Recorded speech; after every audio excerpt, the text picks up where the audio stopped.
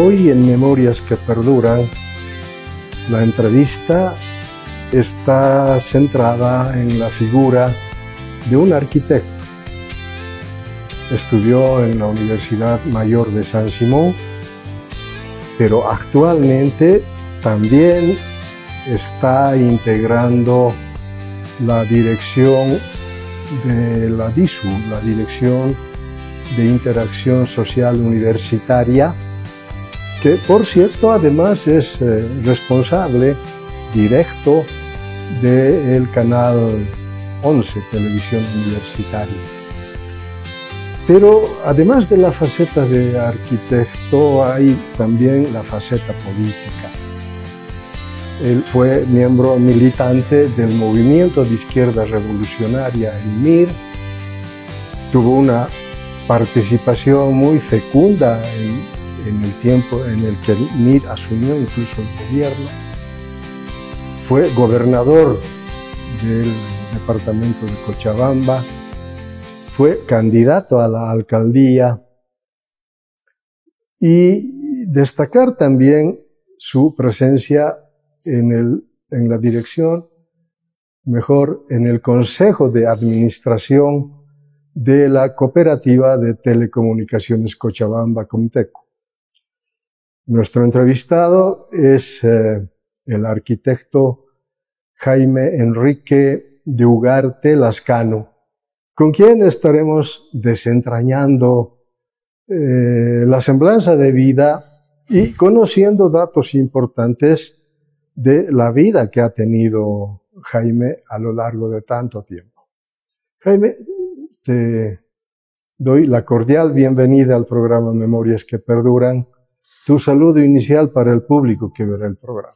Gracias, Constantino.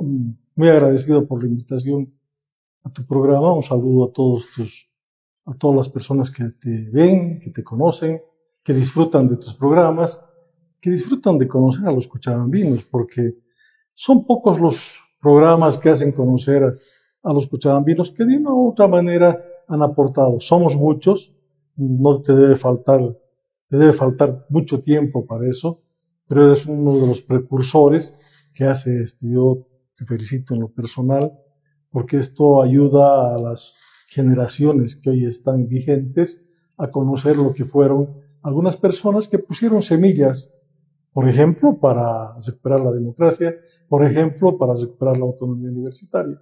Por eso, gracias por la invitación. Jaime, tú eres cochabambino. Eso lo has señalado hace rato. ¿Qué recuerdos tienes de la Cochabamba de antes? Bueno, mira, yo he vivido toda mi vida en Calacala. Calacala. O sea, puedo decirte que soy un calacaleño de cepa, de esos calacaleños que tenían la fama de golpeadores y que se peleaban con los de la ciudad. Yo no era uno de esos, pero era uno que miraba, que observaba, que disfrutaba. Pero lo que recuerdo es la campiña de Calacala. Ajá. Todo donde está hoy este edificio, eran lechugales, había mucha lechuga, mucha cebolla. Eran campos muy productivos para el consumo de las amas de casa. Por lo tanto, teníamos verdura fresca con agua que emergía de los suelos, ¿no? Aguas vertientes que venían del Tunari y emergían por todo Calacala.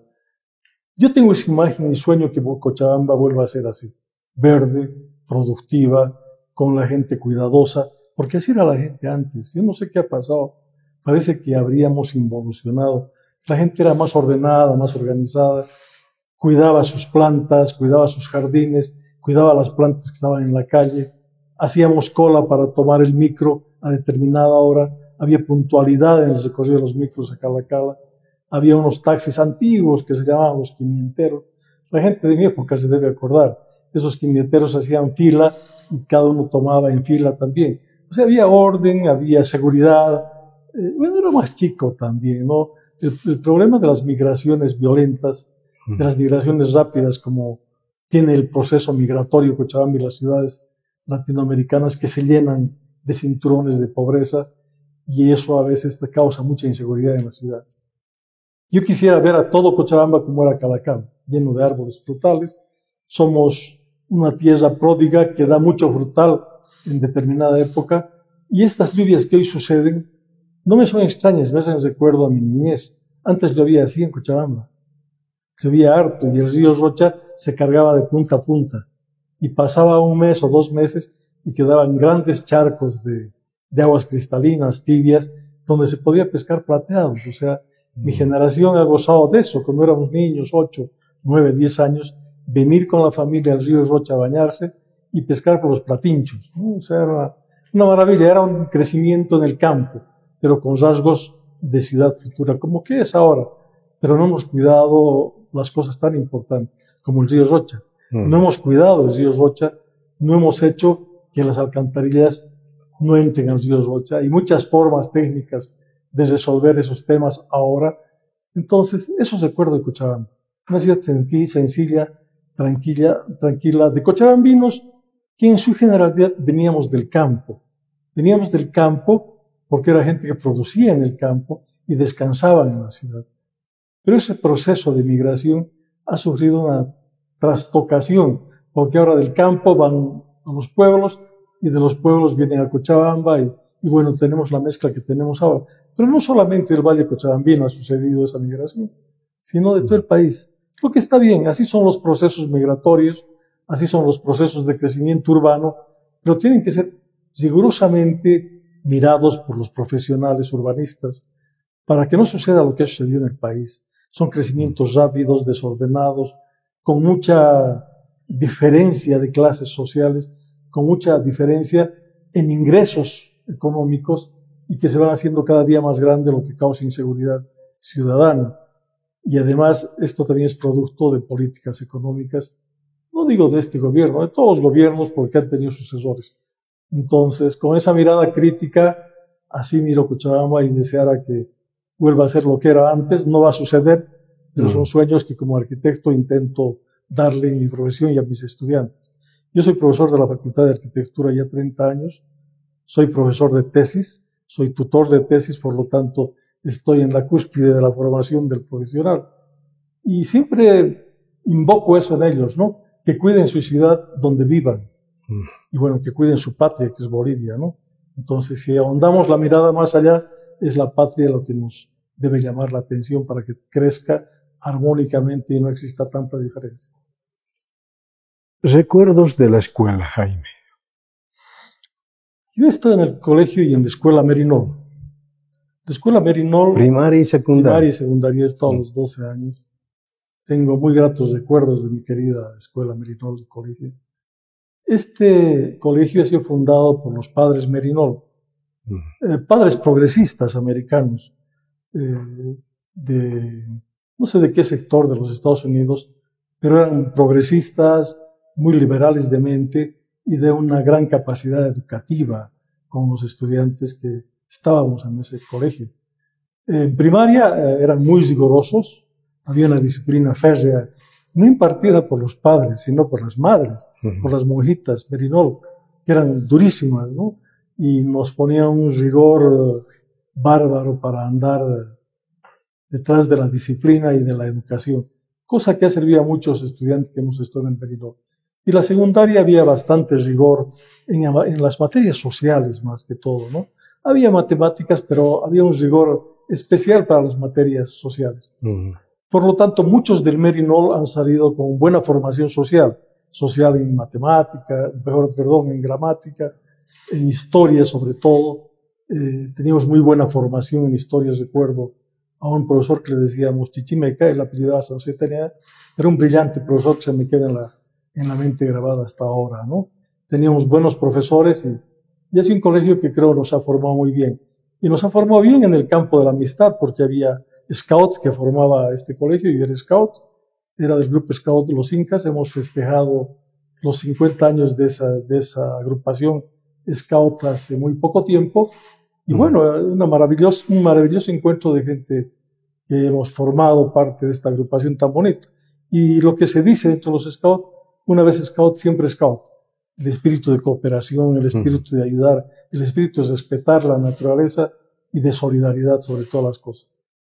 Se ha perdido ese movimiento, no existe, bueno, que ya no es como antes, ¿no? Que habíamos un conjunto de jóvenes que estábamos ahí.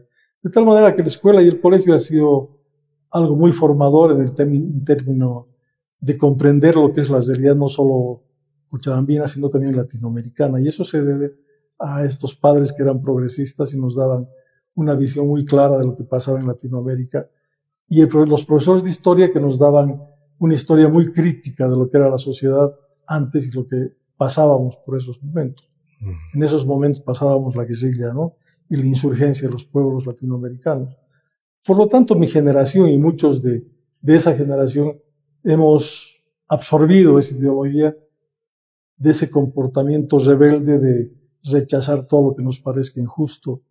Se ha distorsionado, todo se distorsiona muchas veces, pero somos de esa generación complicada de la guerrilla, de la dictadura, y que eso fue el colegio para nosotros. Y mis primeros años de universidad también. ¿Y cómo es que decides estudiar arquitectura? La verdad es que no era mi decisión estudiar arquitectura, porque en realidad yo soñaba con ser piloto. Era algo que soñaba como niño, ser un piloto, y como de mi curso habíamos de colegio y de escuela, muchos soñábamos pues, con ser piloto. Varios de mis amigos de colegio lograron ese sueño.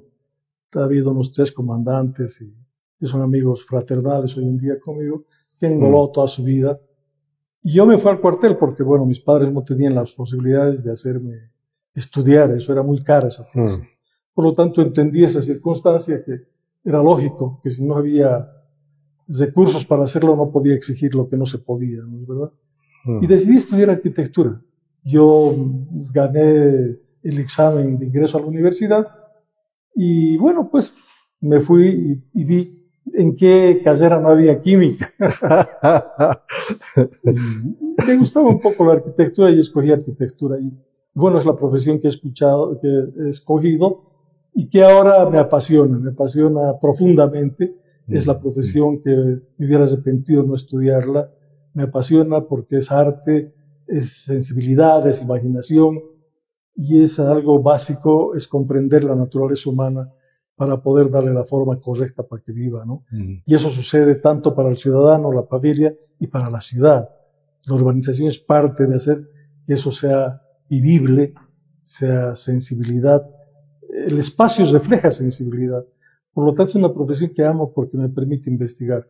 Yo he hecho un doctorado en ciencias de la educación, he hecho en la Universidad de San Francisco Javier. No terminé la tesis, he terminado el doctorado, pero no terminé la tesis y es un tema que todavía sigue vigente y que todavía creo que puedo terminar la tesis, ¿no? No, seguro. Entonces, estamos en eso. Hiciste referencia al cuartel. ¿Qué tal te fue en el cuartel? Me fue muy bien, che, me fue muy bien porque, primero porque no me pareció muy fuerte. Yo era un deportista a los 17, 18 años, entrenaba karate. Vi que lo entrevistaste a Kurt Holman. Sí. Él era mi sensei, mi profesor de karate. Ajá. Somos más o menos de la misma edad, pero yo practicaba con él y yo logré el cinturón negro con Kurt. Y él me dejó de reemplazante en su escuela cuando viajó al extranjero. Yo fui profesor de karate de su escuela durante el tiempo que estuvo fuera, que fueron 2, 3 años, ¿no? O sea, de tal manera que la parte universitaria pasé haciendo karate. De tal manera que cuando entré al cuartel no me parecía extraño hacer tanto ejercicio. O sea, hacía tanto ejercicio y no me parecía raro, no me golpeaba esa realidad, sino que me gustaba. Y yo hice el cuartel en el Ranger de Guavirá. O sea, eran los Rangers que tenían su cuartel en el monte de Guavirá, al lado de Montero. Era un cuartel antiterrorista. Y ahí nos enseñaron la táctica antiterrorista, de lucha antiterrorista. Y casi todos de mi grupo, por lo menos, éramos de izquierda en ese tiempo, aprendiendo esa táctica, ¿no? Era irónico. Qué bueno. Los oficiales eran buenos, con la torpeza de siempre, como siempre lo han tenido.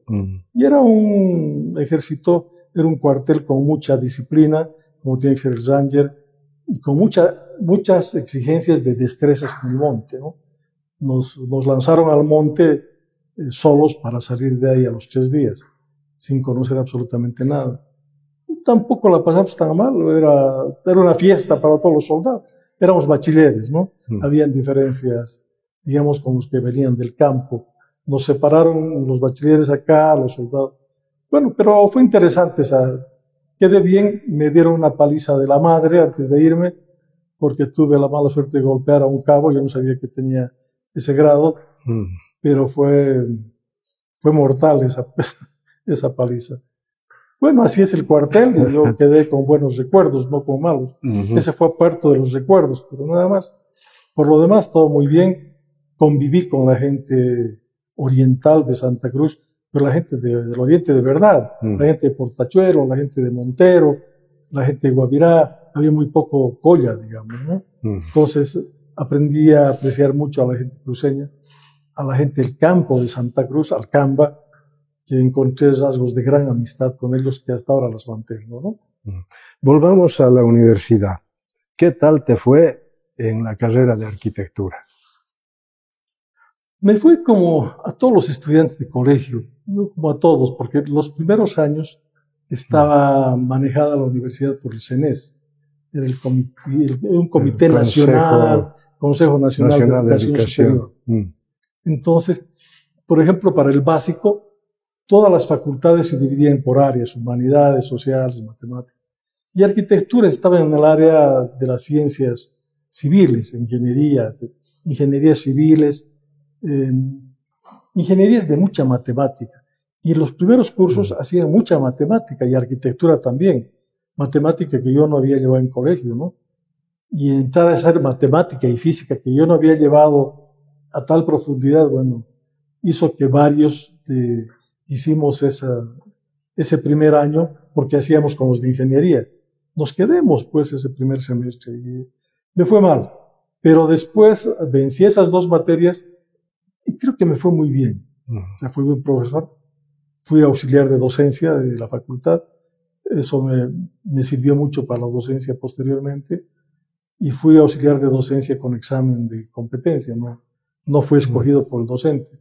En realidad, el docente escogió a alguien y yo le gané a ese alguien. No me fue bien en la relación con él, pero bueno, fue ayudante y gané el examen.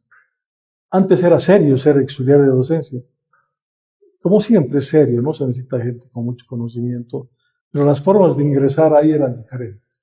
Habían exámenes, no valía mucho ser dirigente, yo no era dirigente todavía, pero después fui dirigente de la Facultad de Arquitectura, ya fuimos organizados y empecé a militar en el movimiento Izquierda Revolucionaria, una militancia oculta, porque no era fácil. Estaba la dictadura y perseguían mucho a los milistas. Se caracterizaban por su rebeldía, su fuerza, pero era gente universitaria básicamente y no fui la excepción. Entré a militar ahí, pero entré de una manera secreta, ¿no? A una célula que tenían varias células, yo no conocía a los demás.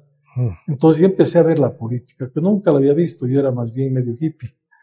Era hippie en todo, mi pensamiento bastante liberal. Influencia de los Beatles. Influencia de los Beatles, de Woodstock, del 69. Entonces ese tiempo influido, por supuesto.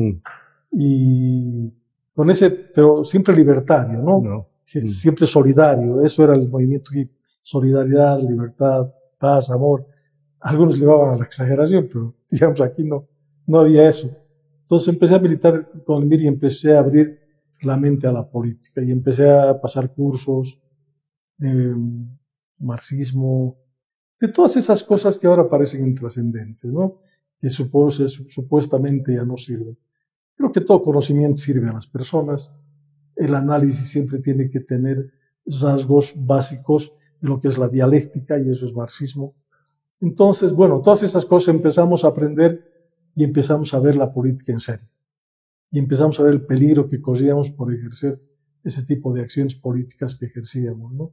Habían movimientos subterráneos para luchar contra la dictadura de Banzer.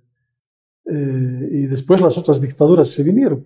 Y la más feroz, la que realmente nos golpeó a mi generación ya de dirigencia, fue la de García Meza, ¿no? El golpe de García Meza eliminó varios compañeros, yo siempre militando con la gente de la universidad, pero hay varios compañeros con los que luchamos juntos en la reconquista de la autonomía y en la reconquista de la democracia. Y en esa etapa de la reconquista de la democracia, yo conocí a Gonzalo Bazón. Gonzalo Bazón ha sido un estudiante de arquitectura, un buen dirigente universitario, que abrazaba también la lucha con el MIR. él era dirección nacional del MIR. Y en la época de la clandestinidad, él se reunía con la dirección nacional del MIR y fueron asesinados 8 dirigentes nuestros. Fueron asesinados en la calle Harrington, en La Paz, cuando se preparaba un movimiento de insurgencia también respondiendo con las mismas acciones que tenía el ejército con el pueblo. O sea, era en serio. No, ahí había, o arriesgaba uno el pellejo, o se iba a su casa a mirar televisión y a ver lo que luchaban sus compañeros para reconquistar la democracia. Bueno, pero ese golpe que nos dieron a nosotros fue el nacimiento y el inicio de una rebelión colectiva que existió en el país. Vinieron las huelgas de hambre, los movimientos universitarios, y bueno, se reconquistó la democracia, que cayó rápidamente, pues, con el golpe de García Meza, ¿no? Sí.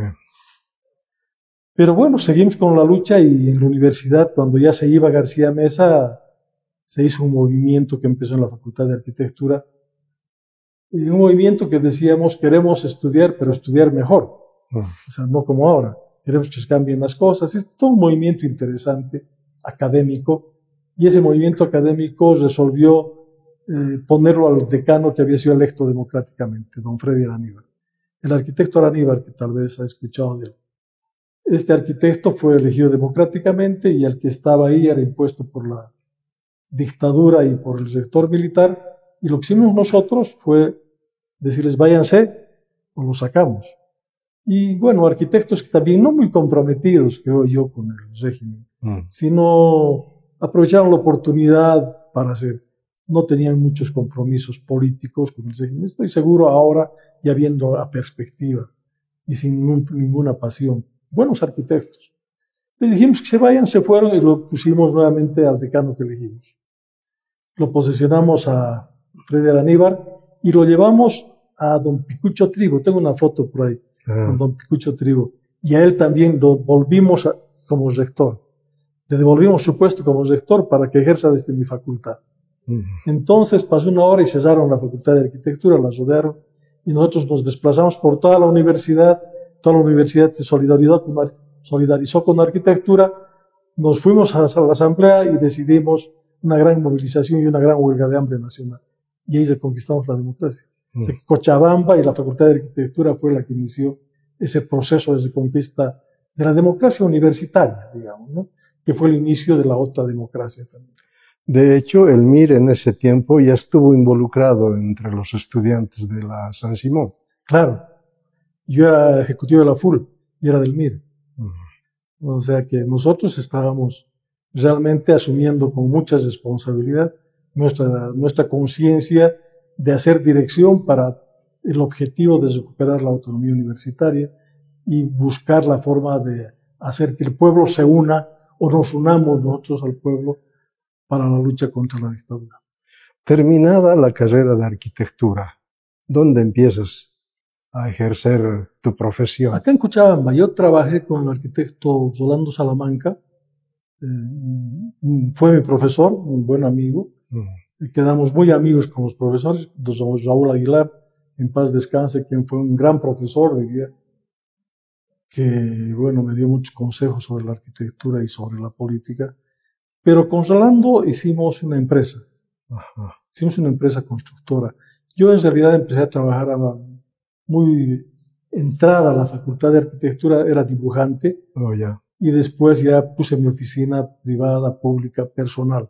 Yo trabajé en Tarija, es otra historia, ¿no? Trabajé en arquitectura en Tarija, y pusimos una oficina con varios amigos y nos fue bien, ya medio profesionalmente. Y nos fue muy bien con este arquitecto, teníamos una buena empresa y teníamos varios proyectos. Pero en eso volvió la política, no dejé la política, pero volvió con más fuerza y yo empecé a trabajar políticamente con Jaime Paz. Y pasó muy poco tiempo después de que fundé la empresa y que fuimos así que Jaime me invitó a ser prefecto de Cochabamba, ¿no? Y así empecé, fui prefecto a los 32 años. Y Jaime Paz fue el que puso los prefectos más jóvenes en el país. No era costumbre poner un gobernador o un prefecto joven en la prefectura, porque en realidad el político esperaba cerrar su carrera en la prefectura, como prefecto del departamento. Y Jaime empezó a decir, los jóvenes empiecen su carrera política ahí, con desafíos. Y así fue, porque mi prefectura fue durísima. Tuve que guardar parte de mi juventud en el bolsillo para enfrentar las cosas seriamente, porque había mucho problema. Primero, la prefectura no tenía plata. La prefectura tenía un solo rol. Nosotros sobrevivíamos con la plata del Ministerio del Interior, pero nuestro rol era el control político de Cochabamba, el control político y social. Cordeco se ocupaba de las obras, la prefectura del control político y social. O sea que tenía 50 civiles a mi disposición para hacer inteligencia. Yo deshice ese grupo, ¿no? O sea, que no era necesario infiltrar a nadie, porque vivíamos en una etapa democrática y deberíamos cambiar el sistema de gobernabilidad. Pactar con los sindicatos, pactar con las instancias sociales y no infiltrarlos y no engasillarlos y no dividirlos. O sea, esas políticas que tiene el actual gobierno de dividir sindicatos es antiquísima. Yo diría que de los principios de la humanidad, dividir para rellenar. Entonces no hicimos eso, pactamos con los sindicatos. Es más, pusimos gente del MIR que ganaron democráticamente la COP, los campesinos. Entonces, otro tipo de acción, ya meternos a competir políticamente y democráticamente al interior de ellos. Y, por supuesto, la prefectura tenía una activa participación, porque era el control político. Esa era mi tarea, el control político de la sociedad. Cuando salía Barinkovic, que era rector de la universidad, a gritar por el presupuesto, yo iba y lo acompañaba. Era medio raro, pero iba y lo acompañaba, decía, yo soy universitario, me pagan mi salario, eso es lo que más me da a mí por la prefectura. Entonces salgo a marchar con ustedes. Ser interesante, ¿no? Medio demagógico, sí, pero era lo que sentía y me acogían bien los universitarios, porque era dirigente de su universidad, Tonchi era mirista.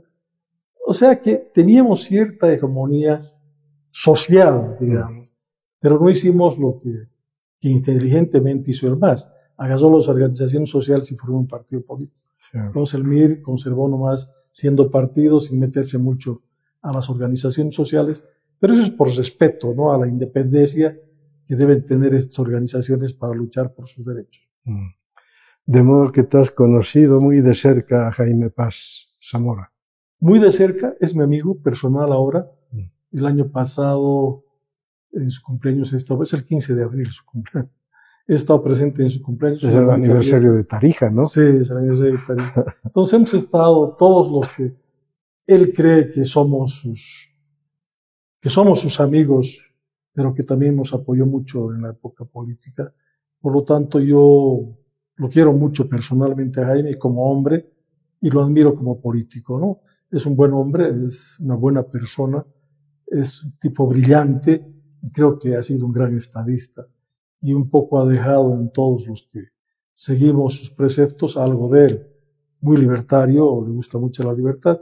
Como todo hombre, como todos los hombres tenemos errores, ¿no? Puede haber críticas y demás cosas, pero el sentido libertario que tiene él no va a ser negado, ¿no? Ahora, Jaime, ¿en qué circunstancias ingresas a la San Simón como docente? Yo he entrado el 91 más o menos, casi justo por ser prefecto. Y he entrado con examen. Primero ha sido una invitación de Raúl Aguilar a una línea de arquitectura. Arquitectura tenía 4 líneas. Una línea fundada cuando yo era estudiante, que era la línea de izquierda, digamos. Otra línea que era la línea de derecha, otra línea que era la línea academicista. O sea, cada línea tenía un conceptual, redundando la idea. Tenían conceptos sobre la sociedad y cómo debería encararse la arquitectura, como debe ser. O sea, yo creo que la arquitectura debe ser socialmente justa y hay que darles de esta manera el espacio que sí. Yo estaba en esa línea. Y después había los esteticistas que creían en la estética. Interesante porque nos permitía el debate con trabajos concretos. Aquí están los trabajos de los izquierdosos, que ahora están mal vistos, y aquí están los trabajos de los derechosos, que ahora recién están bien vistos. Entonces se comparaba y se discutía y se debatía y se veía cuál proyecto era mejor y cuál proyecto servía mejor. Entonces, pero se notaba mayor formación teórica de los estudiantes que estaban en la línea de izquierda, ¿no? Mayor formación teórica y mayor base científica teórica para hacer una construcción y para hacer un diseño. Se ha superado mucho porque las ideologías se han superado. Yo creo que es un tiempo ya no de ideología, sino de creer en la realidad y de lo que hace el que dice cualquier cosa. Si yo digo esto, si no cumplo, no sirve. Sea de izquierda o de derecha. Y así es ahora, y me parece bien. Se acabó el tiempo de las ideologías y de los ismos, ¿no? Comunismos, socialismos, derechismos, porque la base fundamental de la economía y la base fundamental de estas teorías que han formado estos grupos eran las fábricas y los obreros. Ya no hay fábricas, ya no hay obreros. Uno puede ser más rico que todas las fábricas. Uno. El caso de los nuevos ricos, ¿no? De los que han inventado los teléfonos, Zuckerberg, del Facebook. Esos son muchísimo más ricos que cualquier tipo que produzca. O sea que la plusvalía cambia de sentido en las fábricas y cambia de sentido en la inteligencia de la producción. No sabes cómo puedes generar plusvalía. Y es el triunfo también de los anarquistas. No es una época donde el anarquismo yo creo que ha ganado. No sé si para bien o para mal, pero el anarquismo ganó. ¿Qué es el anarquismo? Es el pensamiento sin límites de libertad. Es aquellos que dicen no creemos en el Estado. Entonces, eso es discutible, ¿no? Y el anarquismo decía que el pensamiento que tenemos ahora ha traspasado todas las fronteras. Nuestro pensamiento ya no tiene fronteras y eso es el triunfo del anarquismo. Según algunos autores. Entonces, los sistemas del Internet, las nuevas tecnologías, han superado, pues, por demás a las ideologías. Ya no podemos, porque ahora el pensamiento es más veloz allá y aparece acá. Son pensamientos nuevos que traspasan fronteras que no tienen inclusive a veces que ver con nuestra realidad. Entonces, fue una época complicada, ¿no? De ideas, pero las ideas eran más claras que ahora, ¿no? Teníamos claridad sobre lo que teníamos que hacer. Jaime, ¿y qué pasó con el MIR? El MIR, como todo lo que pasa con los hombres, fue corroído por la ambición política, personal, no necesariamente de grupo. Fue corroído por la corrupción, también hubo corrupción. No se supo combatir como debería combatirse. No sabíamos en realidad cómo combatir ese elemento que se aparecía en un partido que no creía que la gente fuera capaz de meter la mano a la lata, ¿no? Entonces nos cogió en calzoncillos a todos, a los militantes, a los no militantes, a los dirigentes. ¿Cómo es posible que haya esta gente ladrona? Sabíamos que habían los regímenes militares, pero no sabían qué pasaba, no sabían. Y con la democracia se dio tanta libertad que todo se veía muy claramente, ¿no? No había cosas que no se podía ocultar absolutamente nada. Como ahora, ¿no? Las cosas se saben de todas maneras. Y si hay acusaciones, lo que sea, también se sabe si son falsos o no. El tiempo dice la verdad. Al final el tiempo dice la verdad. ¿Qué le pueden acusar al MIR? Lo que decía Jaime Paz. ¿Qué más nos pueden decir? ¿Qué más nos pueden decir? Nada más, la verdad ha dicho todo. Ha sido un buen gobierno. Ha habido males que todos los gobiernos tienen, mucho menos que los gobiernos que ha habido. Pero ha habido errores, y esos errores han llevado a la debacle del MIR, y fueron básicamente errores políticos. Errores políticos de dirigentes medios, dirigentes mayores. Pero hubo errores políticos y no reconocer fuera absurdo. Todavía vemos miristas, estamos organizados, nos reunimos, debatimos ideas, estamos debatiendo a quién vamos a apoyar en función de lo que creemos nosotros del país. Eso no quiere decir que vamos a pedir cosas, no. Cada uno tiene su tiempo. Y si podemos seguir vigentes, la gente nos va a poner vigentes o no. Y eso está claro, ¿no? Nosotros pensamos, yo no me he pasado de partido hasta ahora. Sí he sido invitado por un partido para ser candidato a alcalde, ha sido Samuel Doria Medina el que me invitó, que también fue parte del MIR, ¿no? O sea que estábamos en familia. Claro. Pero después yo no estoy en ningún otro partido, no me parece correcto. Si creyera uno de los partidos estuviera, pero no creo. Ya hay que ver lo que pasa con los nuevos candidatos.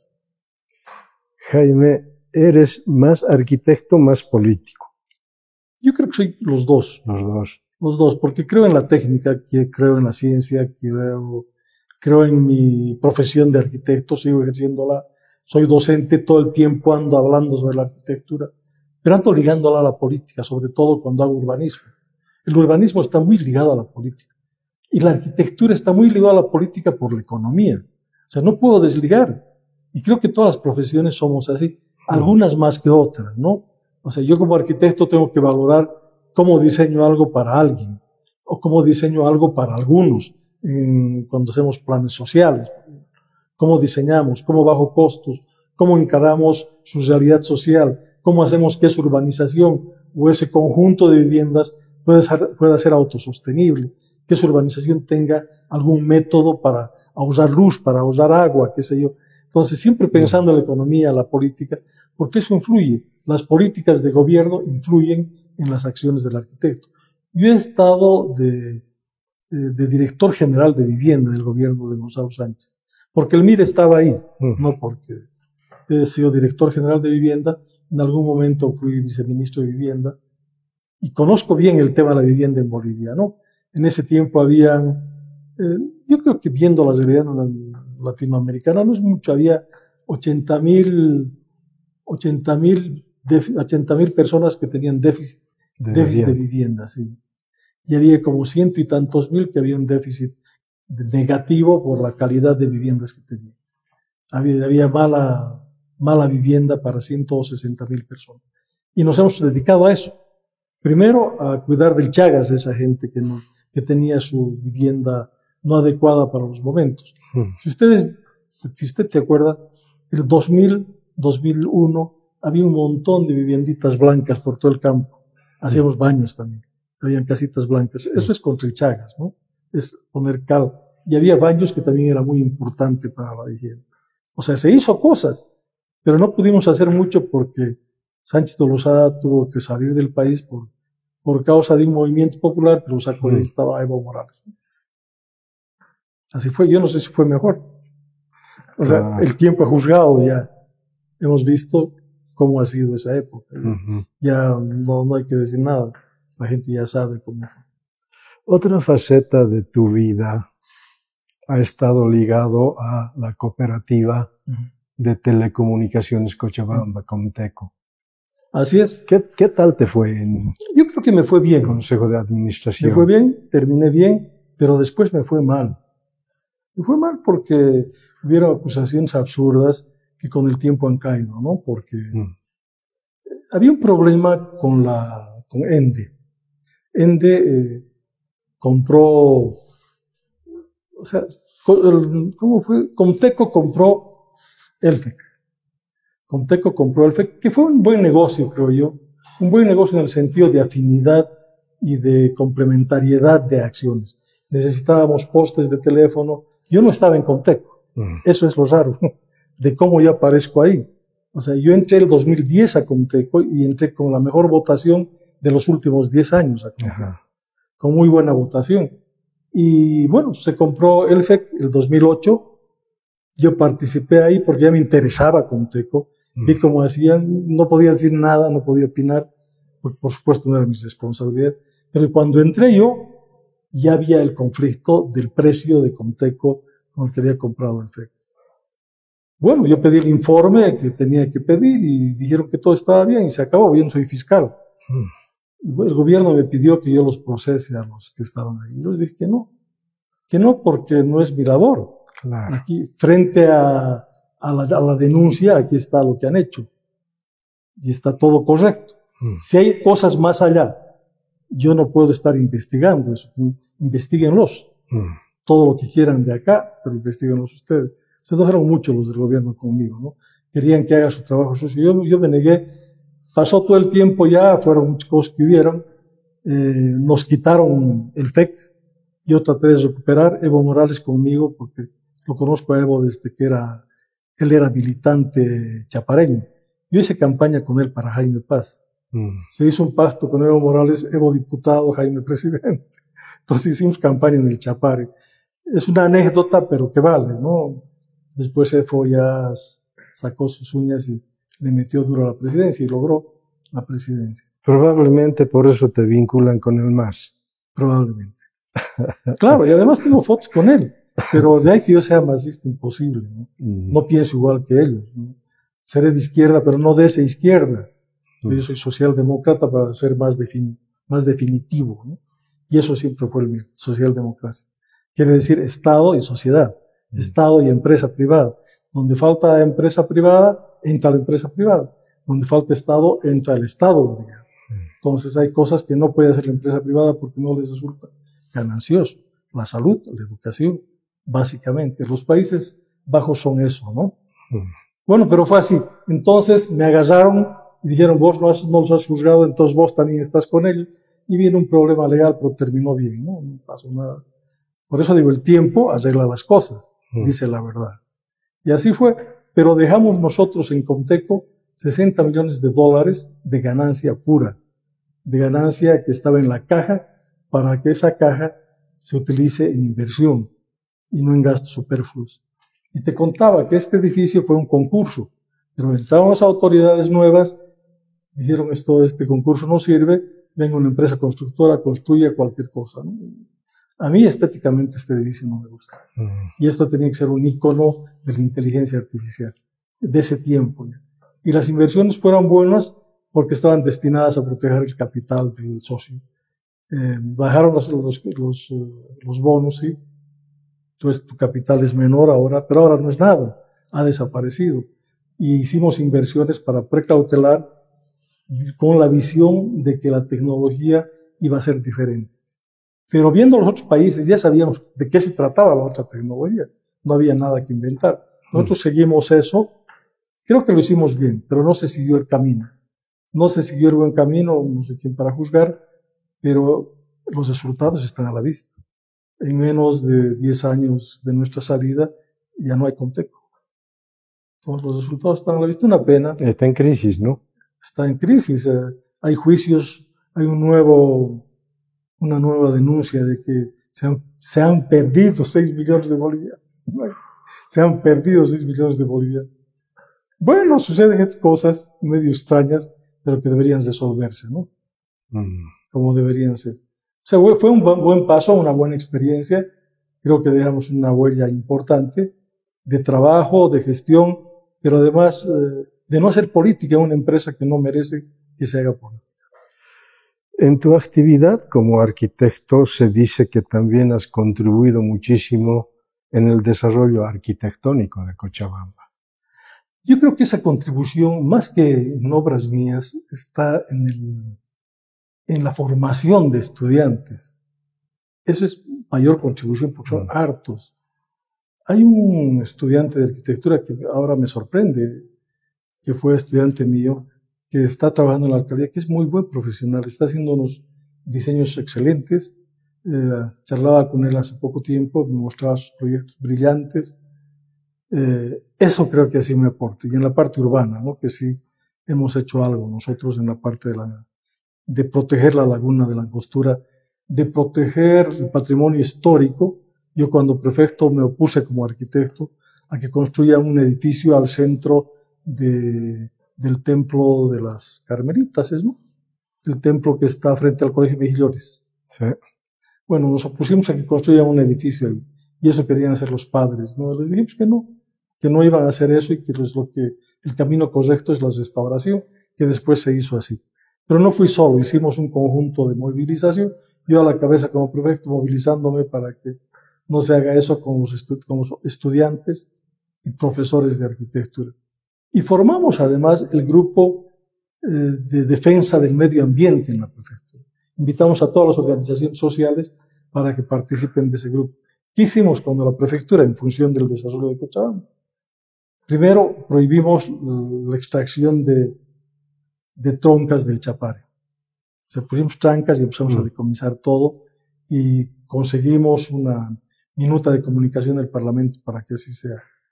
En Corani, nosotros influimos en la alcaldía para que haga un plano de reorganización espacial de todo Corani.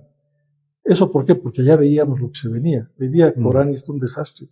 Han hecho cualquier cosa alrededor, no han protegido el espacio ambiental, no han protegido los árboles, han roto árboles para construir, cuando había otro tipo de cosas que se deberían tomar. Hemos protegido eso por lo menos 4 años. Hemos protegido a los peces, ya no se pescaba con red. Y me ayudaba mucho Lalo Galindo, ¿no? El comandante de la 7ª División. Trabajábamos codo a codo. Hemos sembrado alrededor de 1 millón de pinos en el Parque Tunari. Y ha sido una movilización del departamento. Ha sido ejército, scouts, empleados públicos. O sea que hemos hecho por lo menos un 30% del Parque Tunariquí está quemado, ¿no? Lamentablemente. Así fue, y así seguimos bregando, y ahora en la universidad, en este nuevo espacio.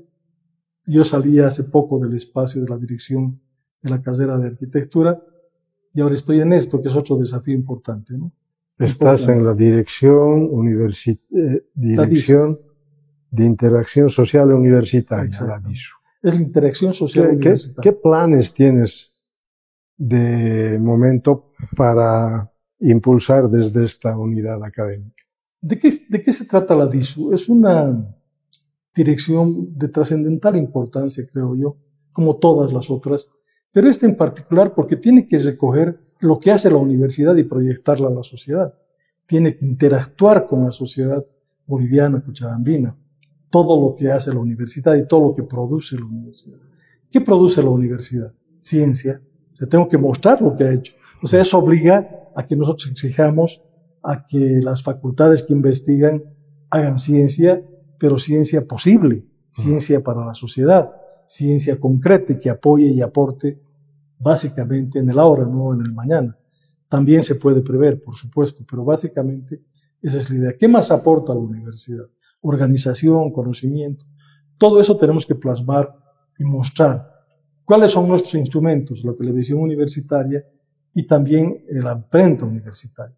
¿Cuál es el plan inmediato? Para la imprenta va a dejar de ser imprenta como nombre y vamos a hacer un editorial de esa universidad.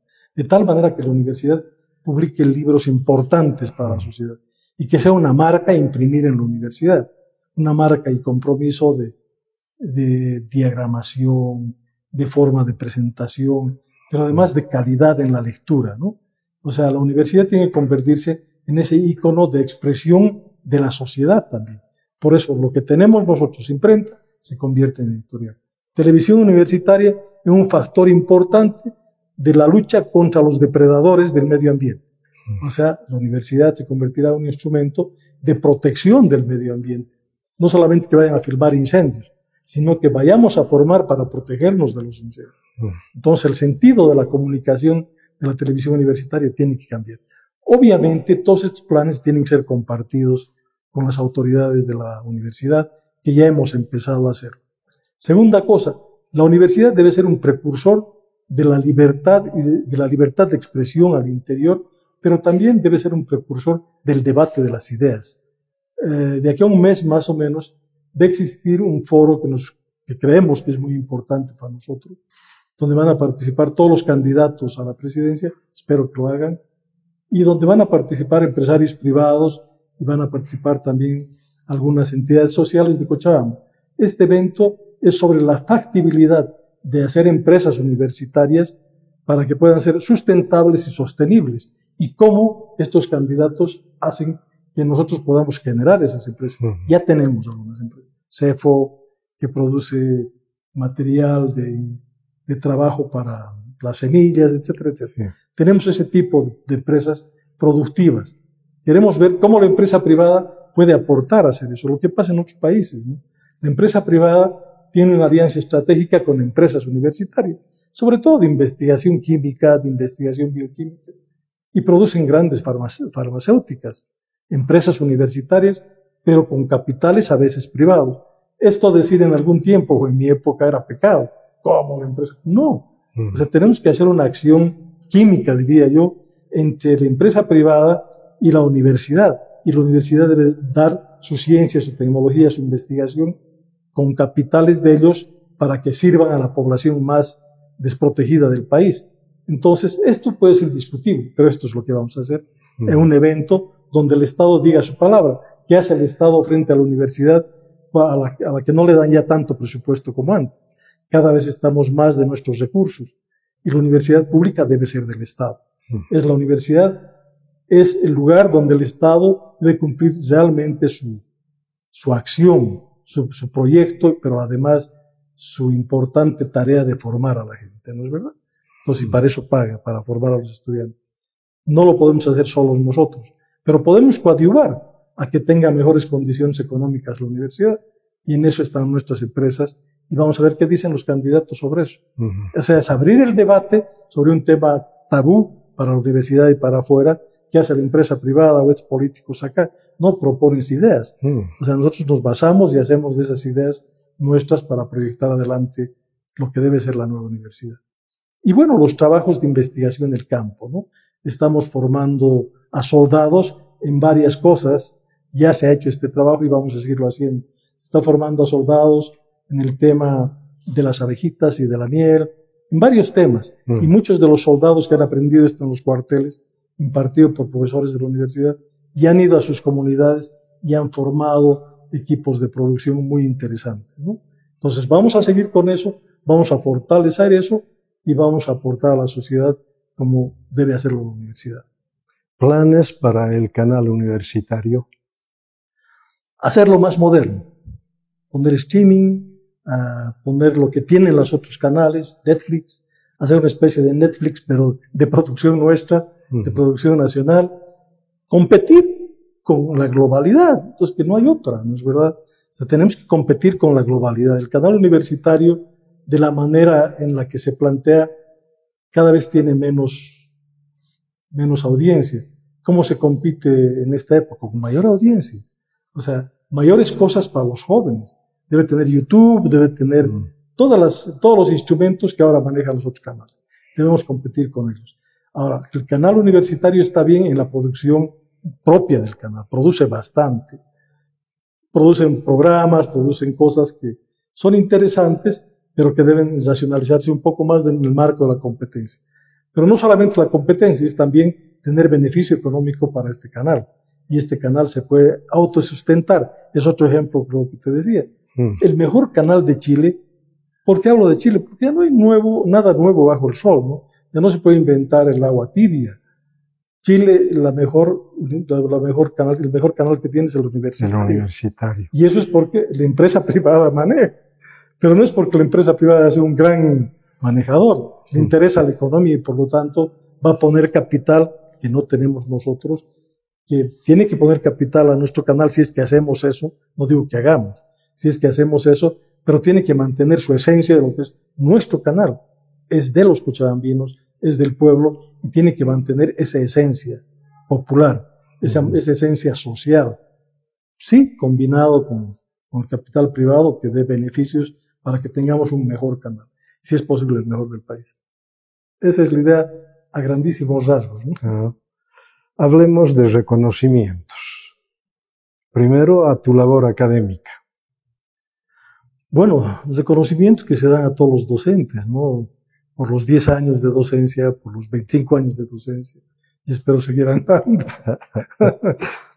Y después reconocimientos como prefecto tenía muchísimos en todo el campo, pero el reconocimiento que más me ha conmovido es el reconocimiento del Consejo Universitario, del Consejo Municipal como prefecto, sin tener gente en mira, ¿no? El Consejo Municipal ha reconocido por primera vez a un prefecto del departamento por su labor social, por lo que era mi trabajo, por nuestra labor social de unidad y de pacificar el departamento. Si se acuerdan, los que se acuerdan de mi gestión, hemos tenido muchos problemas, pero todos resueltos de manera pacífica.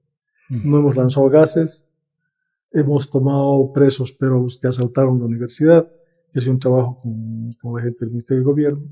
¿Se acuerdan? Hubo un asalto en la universidad y han sido tomados presos en mi gestión. Se ha complicado para mí en ese tiempo y ahora también. Entonces, así fue. Hubo reconocimiento del Consejo Municipal, hubo reconocimiento de la Brigada Parlamentaria. Esos fueron momentos que realmente me llenaron el espíritu de satisfacción, ¿no? Ser reconocido por el adversario. Entonces, siempre es bueno. Y son mis amigos. Entonces, eso es lo bueno de reconocer. El que es reconocido, si reconoces, vas a ser reconocido también, ¿no? Y nosotros hemos reconocido a mucha gente. Porque aquí no se acostumbra a reconocer mucho. Parece que hubiera una serie de miramientos. ¿Por qué él y yo no? Que está bien, pero hay que competir en todo. Eso es. Jaime, ya para concluir esta conversación, este diálogo, de aquí para adelante, ¿qué retos, qué desafíos quedan para Jaime de Ugarte? Yo he sacado ya un libro. Mi libro se llama Mi ciudad en cuerpo y alma. Es una interpretación metafórica de Cochabamba en fotografía. Ajá. Yo soy fotógrafo también, amateur pero fotógrafo. Y creo que puedo competir ya. He sacado algunos premios en fotografía también. Entonces ese es mi primer libro. Mi segundo libro, que estoy ya en perspectiva de terminarlo, es un libro de aves de Bolivia. Soy fotógrafo de paisaje y de aves. Creo que las aves es un elemento tan chiquito, tan visto siempre y admirado, pero que representa muchas cosas para el mundo.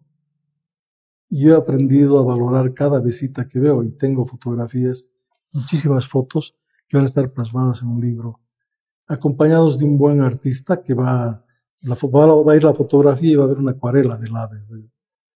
Yo te cuento que en Cochabamba hay muchas aves desconocidas por los cochabambinos. Por ejemplo, hay varias aves endémicas que si desaparecen en Cochabamba, desaparecen en todo el mundo.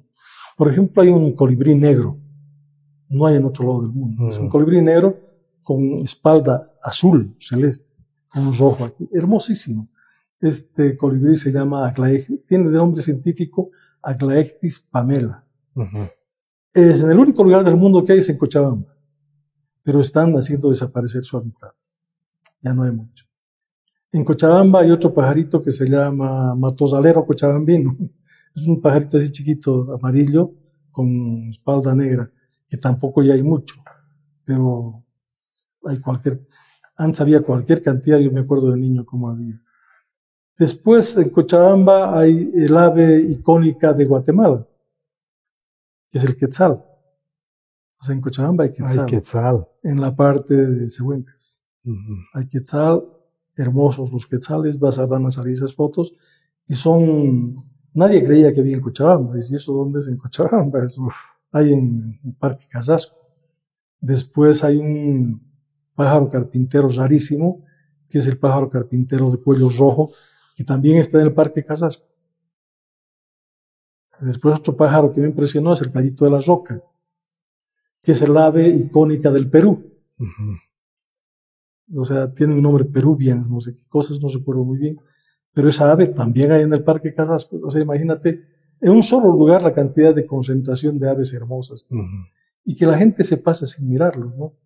Y aquí en la ciudad hay tanto pajarito chico, el chiru-chiru, ¿se acuerdan de esa famosa canción? Sí. Un pajarito café así chiquito que está desapareciendo también. O sea que los chiru-chirus ya no van a ver, van a verte para buscar. Entonces ese es mi siguiente libro. Es otra de las cosas que estoy haciendo. Y el otro libro también que ya está proyectado y que está haciéndose es Arquitectura Popular en Cochabamba. Cómo el campo, básicamente, que es la que hace la arquitectura de esencia popular, se manifiesta en las fotos, en el espacio. Cómo es su organización espacial, cómo viven los campesinos, cómo vivían el campesino, cómo organizaban su espacio, cómo manejaban los materiales del lugar y se camuflaban en el campo. Si vos ves algunas casas, el color del adobe es muy parecido al conjunto. O sea, es interesante. Ahí hay toda una teoría arquitectónica que, digamos, es mi aporte a la facultad, ¿no? Estoy en eso, que son 3 libros en realidad. Tengo más proyectos académicos que otros proyectos. Bueno, y hacer culminar a mis hijos sus estudios. Solamente me falta uno. Bueno, Jaime, ha sido grato conversar contigo. Tu despedida del público que verá el programa. Bueno, agradecer a mi pueblo cochabambino por haber escuchado una vida que puede ser interesante o no. Todo depende del punto de vista. En todo caso, yo le agradezco que haya visto este programa. Y en todo caso, tenga usted, paisano cochabambino, que así con todo el amor que un cochabambino puede tener a su tierra y un boliviano a su patria. Gracias, Constantino, por esta oportunidad. Bueno, ha sido grato conversar con el arquitecto Jaime Enrique de Ugarte Lascano, quien nos ha manifestado varias etapas de su vida. Por un lado, Calacala, él se considera un calacaleño de cepa, nos ha contado un poco la tradición de aquella región agrícola, sobre todo en el pasado, pero también sus estudios en la escuela primaria y secundaria el Merinol, donde ha podido también transcurrir una buena etapa de 12 años prácticamente de estudios en esta unidad educativa y ya luego estudiar arquitectura. Y como arquitecto luego ponerse al servicio de la sociedad cochabambina, pero también la boliviana. Interesante saber su incursión en el ámbito político. Él fue militante, bueno, fue y es militante del movimiento de la izquierda revolucionaria. Estuvieron en una época en una función de gobierno con Jaime Paz Zamora. Bueno, hay que escuchar el programa para tener los otros detalles que Jaime nos ha contado. Ha sido grato estar en esta entrevista. Hasta el próximo programa.